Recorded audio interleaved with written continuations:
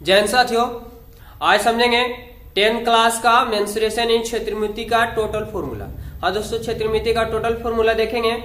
देखिए पहला चलते हैं घनाभ से लेकर के। घनाभ पहला टॉपिक लेते हैं दोस्तों, घनाभ। तो घनाभ पहले बना होता है यानी किस रूप का होता है इसके बारे में समझ लेते हैं। तो घनाभ का पहले फिगर बना लेते हैं। क्या हो गया दोस्तों, घनाभ। देखिए घनाभ का फिगर ये है, ये आपका आगे बन गया घनाभ। घनाभ में हो जाते हैं ऐसे तीन हो जाते हैं, भुजा तीन हो जाते हैं। लंबाई भी, चौड़ाई भी और ऊंचाई भी हो जाता है। तो लंबाई को a, चौड़ाई को b मान लेते हैं और ऊंचाई को h मान लेते हैं। तो फॉर्मूला को समझेंगे घनाभ का। यहाँ पे दोस्तों ऑब्लिगेट टेबल बना लिया पहले की टाइम की बचत हो, क्योंकि वीडियो ज्यादा लंबा हो जाएगा तो भी दिक्कत है। घनाभ, घनाभ की आकृति आप समझ गए। घनाभ का पार्श्व या वक्र पृष्ठ का क्षेत्रफल। तो घनाभ का वक्र या पार्श्व वक्र या पार्श्व पृष्ठ का क्षेत्रफल होता है 2h into L plus B. यानी यहाँ पे 2h यानी 2 गुने ऊंचाई इंटू लंबाई प्लस चौड़ाई। आप गुना कीजिएगा तो 2hL या प्लस और इसी गुना हो जाएगा तो 2hb। यानी आ जाता है घनाभ का पार्श्व या वक्र पृष्ठ का क्षेत्रफल होता है। तो आप यहीं पे रहेंगे, समझेंगे। अगला पॉइंट है घनाभ का संपूर्ण पृष्ठ का क्षेत्रफल।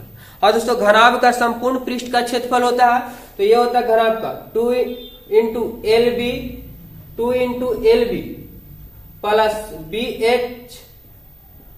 बी एच और plus h 2LB plus BH plus HL। यानी कहने का मतलब हुआ कि 2 गुने लंबाई चौड़ाई प्लस 2 गुने चौड़ाई ऊंचाई प्लस 2 गुने ऊंचाई और लंबाई।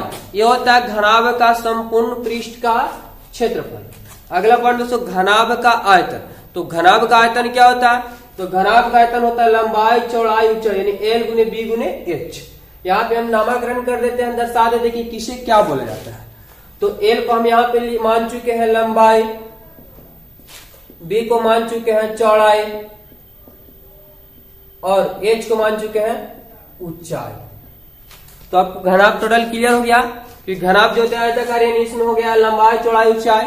घनाभ का पार्श्व या वक्र पृष्ठ का क्षेत्रफल हो गया क्या 2h into L plus B. और घनाभ का संपूर्ण पृष्ठ का क्षेत्रफल 2 into L B plus B H plus H. आप 2 से चाहे तो गुना कर सकते हैं सभी में। और घनाभ का आयतन हो गया एल गुने बी गुने एच यानी एल बी एच, जहां एल लंबाई होता है, बी चौड़ाई होता है और एच ऊंचाई होता है। चलिए दोस्तों अगला देख लेते हैं क्या। तो अगला घन को देख लेते हैं। दूसरा पॉइंट में देख लेते हैं घन का। तो घन होता क्या है, तो घन यानी सिंपल भाषा में समझे तो लिड्डो का जो पासा होता है उसी को घन बोला जाता है, जिसकी प्रत्येक भुजा बराबर होती है, समान होती है। लंबाई चौड़ाई ऊंचाई सभी आपस में बराबर होते हैं। तो घनाभ का पहले फिगर बना लेते हैं। देखिए दोस्तों आकृति है, घनाभ का आकृति हो गया। अब ठेठ भाषा में समझे यानी लिड्डो का पासा जिसे बोला जाता है। लिड्डो का पासा ही को घनाभ कहा जाता है। इसमें प्रत्येक भुजा समान होंगे, यानी हम लंबाई मान लेते हैं दोस्तों एल, तो सभी टोटल के एल ही हो जाएंगे क्योंकि प्रत्येक किनारा सभी आपस में घन में बराबर होते हैं। आगे दोस्तों घन का आ गया वक्र पृष्ठ या पार्श्व पृष्ठ का क्षेत्रफल। तो घन का पार्श्व पृष्ठ का क्षेत्रफल होता है 4 गुने भुजा स्क्वायर। 4 गुने भुजा स्क्वायर यानी भुजा को हम यहाँ पे एल मान चुके तो एल स्क्वायर हो जाएगा, या आप लिख सकते हैं 4 गुने भुजा का स्क्वायर। ये होता है घन के वक्र या पार्श्व पृष्ठ का क्षेत्रफल होता है। अगला पॉइंट है तो घन के संपूर्ण पृष्ठ का क्षेत्रफल। तो संपूर्ण यानी पूरे भाग का क्षेत्रफल। तो संपूर्ण पृष्ठ का क्षेत्रफल 6L स्क्वायर। इसे आप बोल सकते हैं कि 6 भुजा स्क्वायर। घन का संपूर्ण पृष्ठ का क्षेत्रफल हो जाता है 6L स्क्वायर यानी 6 गुने भुजा स्क्वायर। अगला आता है घन का आयतन। तो घन का आयतन क्या होता है दोस्तों, तो घन का आयतन होता है भुजा की। भुजा की यानी हम भुजा को यहाँ पे एल मान चुके हैं तो एल क्यू आप लिख सकते हैं। यहाँ पे देते हैं एल मतलब क्या हो जाता है भुजा, घन का किनारा, घन का किनारा। और घन का प्रत्येक किनारा जो होते हैं आपस में बराबर होते हैं। तो क्या समझे पहले घन। तो घन यानी लिडो का पासा हो गया और घन में प्रत्येक किनारा सभी आपस में बराबर होते हैं। तो घन का जो होता है दोस्तों वक्र पृष्ठ या वक्र पृष्ठ बोलिए पार्श्व पृष्ठ का क्षेत्रफल 4 गुने भुजा स्क्वायर। घन का संपूर्ण पृष्ठ का क्षेत्रफल क्या पड़े 6L स्क्वायर। और घन का आयतन भुजा क्यू और जहां एल जो हो गया आपका, यहाँ पे कभी कभी आपको ए भी मिल जाएगा देखने को, एक्स भी मिल जाएगा, तो बकाना नहीं है, क्योंकि आप जो मानिएगा यानी जहां पे घन का किनारा को हम यहाँ पे एल माने तो एल लिखे, आप ए मानिएगा तो ए मान सकते हैं, एक्स मानिए तो एक्स मान सकते हैं, और घन का आयतन हो गया भुजा की। चलिए अगला देख लेते हैं। अगला देख लेते हैं दोस्तों लंबवृत्तीय बेलन। बेलन को देख लेते हैं, लंबवृत्तीय देख लेते हैं दोस्तों बेलन। तो पहले इसको बेलन समझेंगे। बेलन यानी कैसा होता है, तो बेलन यानी जो खोखला पाइप के आकार के होते हैं, टोटल जो लंबे होते हैं और बीच में खोखले होते हैं, सभी कहलाते हैं बेलन। जैसे कि देख लेते हैं फिगर, इसका ही बना लेते हैं दोस्तों, आपको टोटल समझ में आ जाएगा। ये हो जाता है बेलन। बेलन ये हो गया आपका इसका ऊंचाई, और यहां तो ये जो हो जाएगा सबके बेलन की त्रिज्या होगी, तो ऊंचाई को h मान लेते हैं और त्रिज्या को r मान लेते हैं। अब इसका भी टोटल फॉर्मूला समझेंगे। बेलन यानी समझिए ना, जो लंबा होता है खोखला टाइप का वही कहलाते हैं बेलन। तो बेलन का पार्श्व या वक्र पृष्ठ का क्षेत्रफल, तो बेलन का वक्र पृष्ठ का क्षेत्रफल क्या होता है, तो बेलन का वक्र पृष्ठ का क्षेत्रफल पढ़ चुके हैं हम लोग, 2πr(h). याद रखिएगा, बेलन का वक्र पृष्ठ, बेलन बोले या लंबवृत्तीय बेलन बोले वही होता है। तो बेलन का आपको फिगर समझ में आ गया। बेलन का वक्र पृष्ठ का क्षेत्रफल 2πr(h), 2πr(h) हो गया। और बेलन का संपूर्ण यानी पूरे भाग का क्षेत्रफल, तो बेलन का संपूर्ण पृष्ठ का क्षेत्रफल होता है 2πr × r+h। ये होता है दोस्तों, क्योंकि यहाँ पे देखिए इसे आप गुना कर सकते हैं, 2πr², 2π और r गुना r की जगह तो r² और प्लस 2πr और h, तो ये हो जाता है 2πr² और 2πrh, यानी संपूर्ण पूरे भाग का निकाला जाता है, इसलिए जोड़ दिया था यहाँ पे। तो देखिए क्या हो गया, बेलन का संपूर्ण पृष्ठ का क्षेत्रफल 2πr × r+h। अगला पॉइंट है बेलन का आयतन। तो बेलन का आयतन क्या होता है दोस्तों, तो बेलन का आयतन होता है πr²h। बेलन का आयतन πr²h, जहां नाम दे दीजिए r को बोलते हैं बेलन की त्रिज्या। बेलन की त्रिज्या h हो जाएगा बेलन की ऊंचाई। बेलन की ऊंचाई, ये तो आपको कंप्लीट हो गया बेलन। तो क्या पढ़ ले बेलन के बारे में, जो पाइप खोखला टाइप का यानी रोटी बनाने वाला भी बेलन देखो, वो भी से बेलन हो जाता है। गिलास अब जो लेते हैं वो भी एक बेलन होता है। ये भी एक जो मार्कर हुआ इंक दोस्तों, ये मार्कर ये भी एक बेलन का आकार का है। तो जिसके एक निश्चित आकार हो, लंबा हो, यानी जिसका व्यास बीच में हो, बेलन कहलाता है। तो बेलन का वक्र पृष्ठ का क्षेत्रफल हो गया 2πrh। बेलन का संपूर्ण पृष्ठ का क्षेत्रफल 2πr × r+h हो जाता है दोस्तों। और बेलन का आयतन क्या पढ़ ले, बेलन का आयतन πr²h, जहां r है बेलन की त्रिज्या, h जो बेलन की ऊंचाई है। अगला देख लेते हैं दोस्तों, शंकु को देख लेते हैं। शंकु, तो शंकु कैसा होता है इसके बारे में पहले फिगर के माध्यम से समझ लेंगे कि शंकु होता कैसा आखिर। तो शंकु ये दोस्तों ये हो जाता है शंकु क्या आकार, ये आपका शंकु हो गया, इसके ऊंचाई हो जाएंगे और यहां से जो होगा त्रिज्या हो जाएगा। तो देखिए दोस्तों, ये त्रिज्या हो गया और ये ऊंचाई, इसमें तिर्यक ऊंचाई लिया था, और तिर्यक ऊंचाई को यहाँ पे हम एल से सूचित किया है, यानी सलजम जिसके बोल सकते हैं, सलजम वही होता है, शंकु का आकार का होता है, त्रिकोणा होता है। तो शंकु का आपका फिगर समझ में आ गया दोस्तों, ये हो जाएगा शंकु का फिगर सलजम के जैसा। और शंकु में यहाँ पे त्रिज्या को r मान लिए हैं, ऊंचाई को h मान लिया और तिर्यक ऊंचाई को l मान चुके हैं। तो शंकु का वक्र पृष्ठ का क्षेत्रफल, शंकु का वक्र पृष्ठ का क्षेत्रफल क्या होता है, तो शंकु का वक्र पृष्ठ का क्षेत्रफल होता है πr × l। याद रखिएगा, शंकु का वक्र पृष्ठ का क्षेत्रफल πr × l। अगला स्टेप है शंकु का संपूर्ण पृष्ठ का क्षेत्रफल।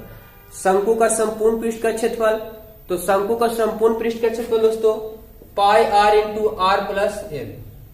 πr × r+l होता है शंकु का संपूर्ण पृष्ठ का क्षेत्रफल, यानी आप इससे गुना यहाँ पे कर सकते हैं, तो πr² और प्लस πrl, यानी यहाँ जाएगा दोस्तों πr² और प्लस πrl। तो वक्र पृष्ठ के क्षेत्रफल और πr² क्षेत्रफल दोनों जोड़ दिया जाता है तो निकल जाता है संपूर्ण पृष्ठ का क्षेत्रफल। अगला आता है शंकु का आयतन। शंकु का आयतन क्या होता है इसके बारे में समझेंगे। तो शंकु का आयतन होता है 1/3 पाई आर स्क्वायर एच। इसका नामकरण कर देते हैं। शंकु यहाँ पे हम आर मान चुके हैं दोस्तों, आर। तो आर देखिए यहाँ भी आर होगा और भी बहुत जगह पे आर होते हैं, तो सभी को अलग जगह पे अलग अलग तरीके से माना जाता है। तो यहाँ पे मानते हैं तो आर की त्रिज्या ही बोल जाता है, लेकिन किसकी त्रिज्या हो जाएगी, शंकु है तो शंकु का, तो आर मान लिख देंगे क्या, शंकु की त्रिज्या। अगला दोस्तों क्या हो जाएगा, और क्या है, एच है तो एच हो जाएगा शंकु की ऊंचाई, शंकु की ऊंचाई। और एल को मानते हैं दोस्तों तिर्यक ऊंचाई, तिर्यक ऊंचाई। एक फॉर्मूला यहाँ पे कि तिर्यक ऊंचाई जो होता है, तिर्यक ऊंचाई के लिए देखिए दोस्तों यहाँ पे बना दे रहे हैं थोड़ा सा तिर्यक ऊंचाई। तो जैसा कि आप शंकु को फिगर देख रहे होंगे, त्रिभुज टाइप का आकार ले चुका है कि वृत्त यहाँ से यहाँ मिलाते हैं तो एक समकोण त्रिभुज जो बन गया आपका, एक समकोण त्रिभुज का आकार ले चुका है। तो समकोण त्रिभुज में एक कोण जो है 90 डिग्री का बन जाता है। तो यहाँ पर तिर्यक ऊंचाई यानी एल स्क्वायर जब निकालते हैं, यानी एल को कहने का मतलब कि 90 डिग्री के सामने भुजा जो होती है जो कर्ण होता है, और कर्ण में सबसे बड़ी भुजा होती है। और समकोण त्रिभुज से पाइथागोरस महोदय के अनुसार चला जाता है कि कर्ण स्क्वायर बराबर लंब स्क्वायर प्लस आधार स्क्वायर, यानी तिर्यक ऊंचाई ज्ञात करने के लिए एक फॉर्मूला हो जाता है। एल स्क्वायर बराबर हो जाएगा क्या, तो लंब स्क्वायर प्लस आधार स्क्वायर यानी H square plus R square. अब एच यहाँ से एल निकालेगा तिर्यक ऊंचाई, तो रूट चला जाएगा, स्क्वायर हटेगा तो H square plus R square. ये दोस्तों तिर्यक ऊंचाई ज्ञात करने का फॉर्मूला हुआ। यहाँ से आप एच का मान निकाल सकते हैं, क्योंकि आर इधर प्लस में है, इधर चला जाएगा तो माइनस में, आर का निकालेगा तो तिर्यक ऊंचाई में से ऊंचाई को घटा दिया जाएगा। तो आसानी से आप यहाँ से भी निकाल सकते हो फॉर्मूला। तो दोस्तों ये था फॉर्मूला। अभी और वीडियो देखते हैं, और भी टॉपिक बचा हुआ इसका, अभी गोला बचा हुआ, अर्धगोला बचा हुआ। तो इससे आप चाहे तो वीडियो रोक करके फॉर्मूला टोटल लिख लें, या तो स्क्रीनशॉट ले लें। आपको 2 सेकंड का टाइम, 2 मिनट का टाइम दिया जा रहा है दोस्तों। ऐसे करिए आप स्क्रीनशॉट ले लें, बाद में लिख लेंगे। चलिए दोस्तों देखते हैं, स्क्रीनशॉट ले सकते हैं। चलिए अगला देख लेते हैं। देखिए दोस्तों अगला पॉइंट आता है, क्योंकि जगह नहीं था इसलिए हमें मिटाना पड़े इसे। अगला गोला को समझ लेते हैं। गोला, तो गोला ये होता कैसा है, गोला, गोला यानी गोल। तो गोला दोस्तों ये वृत्ता, यानी आप फुटबॉल खेलोगे, बॉल खेलोगे तो वो जो गोला आकार का होता है गोल, वही कहलाता है गोला। या साइकिल का चक्का भी होता है तो वो होता है तो वृत्त का रूप ले लेता है, क्योंकि बीच में गोला दोस्तों। तो भी एक गोला हो गया, ये भी एक गोला है। यानी फुटबॉल को आप सिंपल तरीका से मान लें तो ये गोला हो गया। गोला ये देखिए दोस्तों, ये गोले के केंद्र, और केंद्र से जो भी दूरी गुजरती है वो कहलाता है त्रिज्या। तो ये वृत्त का केंद्र हुआ, यानी गोले का केंद्र, यहाँ से जो भी दूरी खिंचाया जाएगा वो कहलाता है त्रिज्या। अगर केंद्र से अगर कोई रेखा खिंचा जाती है तो कहलाता है व्यास। तो देखिए समझेंगे, गोले की त्रिज्या को यहाँ पे हम आर मानते हैं। तो होता क्या है, फॉर्मूला समझेंगे आप। गोले का पार्श्व या वक्र पृष्ठ का क्षेत्रफल, तो गोले का वक्र पृष्ठ का क्षेत्रफल या संपूर्ण पृष्ठ का क्षेत्रफल दोनों सेम होते हैं। तो गोले का वक्र पृष्ठ का क्षेत्रफल होता है, याद रखिए 4 पाई आर स्क्वायर। गोले का पार्श्व या वक्र पृष्ठ का क्षेत्रफल पाई आर स्क्वायर, और गोले का संपूर्ण पृष्ठ का क्षेत्रफल, तो गोले का अर्ध वक्र पृष्ठ क्षेत्रफल और संपूर्ण पृष्ठ का क्षेत्रफल दोनों सेम होते हैं। तो गोले का संपूर्ण पृष्ठ का भी क्षेत्रफल हो जाएगा दोस्तों क्या, 4 पाई आर स्क्वायर। अगला स्टेप आता है गोले का आयतन। तो गोले का आयतन होता है, याद रखिएगा 4/3 pi r cube, 4/3 pi r cube. अब इसे नामकरण यानी नाम बता दें कि क्या लिखे हैं हम। तो यहाँ पे तो कुछ है बेसी नहीं, सिर्फ त्रिज्या है, तो आर बराबर लिख सकते हैं क्या, गोले की त्रिज्या। हाँ दोस्तों आर को त्रिज्या ही बोला जाता है, लेकिन सभी अलग अलग। जैसे अगला आया था तो बेलन का आयतन, शंकु आया था तो शंकु का आयतन, गोला है तो गोले का आयतन मान ली। उसी पर से यहाँ तो गोला पर टोटल क्रिया हो गया क्या, गोला। तो गोले का वक्र पृष्ठ का क्षेत्रफल और संपूर्ण पृष्ठ का क्षेत्रफल दोनों सेम होते हैं। गोले का वक्र पृष्ठ का क्षेत्रफल क्या पढ़ लिए, तो 4 पाई आर स्क्वायर, और गोले का संपूर्ण पृष्ठ का क्षेत्रफल भी 4 पाई आर स्क्वायर, और गोले का आयतन क्या, तो 4/3 पाई आर क्यूब होता है। चलिए तो अब कंप्लीट हो गया आपका। इसी का भाई देख लेते हैं, यानी अर्धगोला को। ये कैसा होता है, तो अर्ध, नाम से ही पता चल रहा है दोस्तों कि अर्ध, अर्ध मतलब आधा। गोले के आधा जो भाग हो गए, यानी अब फुटबॉल है, फुटबॉल को आधा से काट दीजिए, वो बन जाता है क्या, अर्धगोला। यानी अब सिंपल भाषा में समझे तो कटोरा जिसे ही बोलते हैं, घर में सभी को कटोरा होगा, वो होते हैं अर्धगोले आकार का। तो ये हो जाता है आपका अर्धगोला। ये दोस्तों ये केंद्र से जो भी त्रिज्या खींचेंगे वही त्रिज्या कहलाएंगे, केंद्र से जो भी दूरी होगी सभी त्रिज्या कहलाएंगे। तो ये हो गया आपका अर्धगोला। तो अर्धगोले का भी फॉर्मूला होंगे, क्या क्या फॉर्मूला होंगे समझेंगे। तो अर्धगोले का वक्र पृष्ठ का क्षेत्रफल या पार्श्व पृष्ठ का क्षेत्रफल यहाँ पे चेंजिंग हो जाता है। कैसे? तो अर्धगोले का वक्र पृष्ठ का क्षेत्रफल जो होता है दोस्तों, क्योंकि 4 पाई आर स्क्वायर था और 4 पाई आर स्क्वायर में से अर्ध मतलब आधा, तो 2 से भागा दीजिएगा तो कहा हो जाएगा, 2 से कटेगा, 2 दूना 4, यानी अर्धगोले का वक्र पृष्ठ का क्षेत्रफल 2 पाई आर स्क्वायर रहता है। अर्धगोले का संपूर्ण पृष्ठ का क्षेत्रफल, तो अर्धगोले का संपूर्ण यानी पूरे भाग का जो क्षेत्रफल हो जाता है वो होता है दोस्तों यहाँ बढ़ जाता है, चेंज हो जाता है, इसमें चेंज हो जाता है। क्यों? अर्धगोले का संपूर्ण पृष्ठ का क्षेत्रफल देखिए, वक्र पृष्ठ का क्षेत्रफल 2 पाई आर स्क्वायर, और अर्धगोले का संपूर्ण पृष्ठ का क्षेत्रफल होता है वो होता है 3 पाई आर स्क्वायर हो जाता है। अर्धगोले का संपूर्ण पृष्ठ का क्षेत्रफल अगर पूछ दे तो 3 पाई स्क्वायर, और अर्धगोले का सिर्फ वक्र पृष्ठ तो 2 पाई आर स्क्वायर। अगला स्टेप आता है अर्धगोले का आयतन। तो अर्धगोले का आयतन क्या होता है? अर्धगोले का आयतन होता है 2/3 पाई आर क्यूब। फिर से वही क्या हुआ, तो आर को क्या नाम दिया है? अर्धगोले का त्रिज्या, अर्धगोले की त्रिज्या। तो अर्धगोले के मतलब समझिए, ये अर्धगोला आपको फिगर समझ में आ गया दोस्तों। ये कटोरा टाइप का हो जाता है, यानी आप गेंद को काट दे, फुटबॉल को काट दे, आपको अर्धगोला बन जाता है। तो अर्धगोले का वक्र पृष्ठ का क्षेत्रफल, अर्धगोले का, यहाँ पे गोला नहीं दोस्तों, अर्धगोला मतलब गोले का वक्र पृष्ठ का क्षेत्रफल 4 पाई आर स्क्वायर होता है, लेकिन अर्ध लगा दिया यानी 2 से भागा देने के बाद 2 ही आएगा तो 2 पाई आर स्क्वायर। संपूर्ण बोलता है तो 1 बढ़ जाता है, यानी 3 पाई आर स्क्वायर। और अर्धगोले का आयतन क्या हो जाता है? 2/3 पाई आर क्यूब, जहां आर जो है अर्धगोले की त्रिज्या। चलिए अगला स्टेप देख लेते हैं, अगला में क्या आता है इसे समझेंगे दोस्तों। अगला स्टेप में देख लेते हैं, ये दोस्तों देख लेते हैं, अर्धगोला था, इसके बाद आया खोखला गोला को देख लेते हैं।